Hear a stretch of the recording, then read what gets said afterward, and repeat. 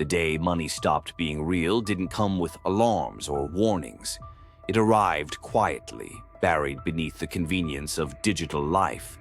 People realized they hadn't touched cash in months, yet their lives moved faster than ever. Coins once held weight. Banknotes once carried identity. But digital numbers felt weightless, almost imaginary. Value became something granted, not something earned. When cash faded, people lost more than paper. They lost a sense of control. Money stopped being a physical confirmation of effort and turned into a permission slip issued by invisible systems.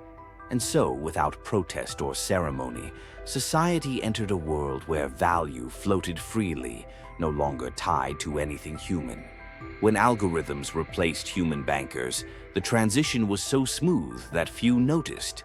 Decisions once shaped by instinct became the product of data-fed logic. The machines didn't hesitate, didn't fear consequences, didn't question morality. They simply optimized. People began to trust these silent arbiters because they delivered speed and consistency.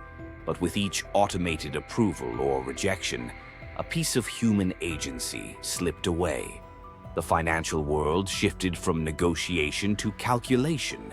Soon, creditworthiness was no longer a reflection of character, but a formula. And in that transformation, society allowed intelligence without empathy to define what people were worth. Older generations spoke nostalgically about the feel of coins and the smell of old notes, while the young considered such memories ancient. When the final cash printing factory closed, only a small crowd cared enough to witness it.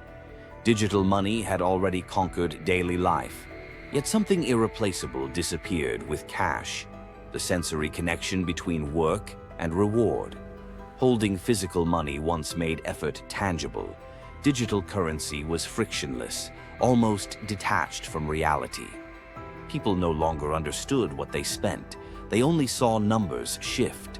And when value stopped touching human hands, it slowly stopped touching human consciousness too. Cash once offered something priceless: the freedom to exist without leaving a trail.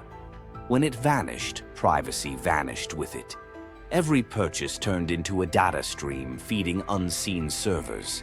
People accepted surveillance disguised as convenience. Faster checkouts, safer transactions, cleaner records. These were the slogans used to hide a deeper loss. For centuries, people could exchange value without being observed. Now, every coin-sized decision created a digital shadow longer than the person who made it. Privacy didn't crumble overnight. It dissolved into silence. When money became weightless, debt became limitless. People borrowed to live, borrowed to progress, borrowed simply to exist. Governments framed rising credit as economic growth. Corporations celebrated soaring debt as efficiency, and individuals accepted it as normal. Borrowing stopped being a burden and became a participation requirement. Wealth no longer meant owning, it meant accessing. And as credit lines multiplied, people found themselves trapped in invisible chains that felt comfortable at first, then impossible to escape. Debt had become the oxygen of the digital economy. Digital finance created the belief that numbers could rise forever. Markets surged without physical limits, and algorithms pumped optimism into systems unprepared for real constraints. People felt richer without earning more, as if wealth were simply a story told by graphs. Yet growth built on abstraction lacked weight. When everything becomes scalable, nothing feels stable.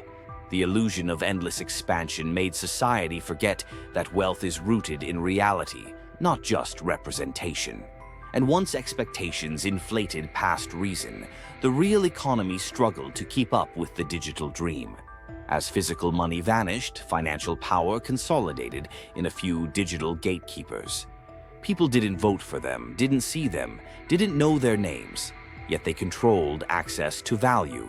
A single system update could freeze livelihoods, and a policy change could reshape entire communities. Convenience masked dependency. What seemed like progress was often quiet centralization, authority shifting from public oversight to private infrastructure. And while people enjoyed the speed of digitization, they forgot the danger of relying on systems they couldn't influence or understand. Without physical form, money turned emotional. People felt rich when numbers rose and anxious when they fell. Even if nothing real had changed, wealth became psychological, not material. The boundary between value and mood blurred. Markets reacted to feelings more than fundamentals, and individuals judged themselves by digital reflections instead of real progress. When money stopped being, as systems grew more complex, understanding shrank. People trusted processes they couldn't explain, platforms they couldn't inspect, and decisions they couldn't question. When errors occurred, blame had no address. Trust shifted from humans to mechanisms and from responsibility to automation.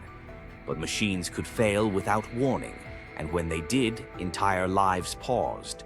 The world learned that efficiency without accountability was fragile. Trust built on convenience was never real trust. It was dependence wearing a friendly mask. By the time society realized what had changed, the revolution was complete. Money no longer lived in pockets, but in algorithms. Value no longer required substance, but permission. The shift didn't arrive with noise. It progressed through habits. People accepted digital finance piece by piece until the old system looked ancient. What vanished wasn't just cash or privacy or stability. It was the collective understanding of value itself. The world didn't collapse. It transformed. And the transformation was so quiet that humanity didn't notice they had stepped into a new economic era until there was no turning back.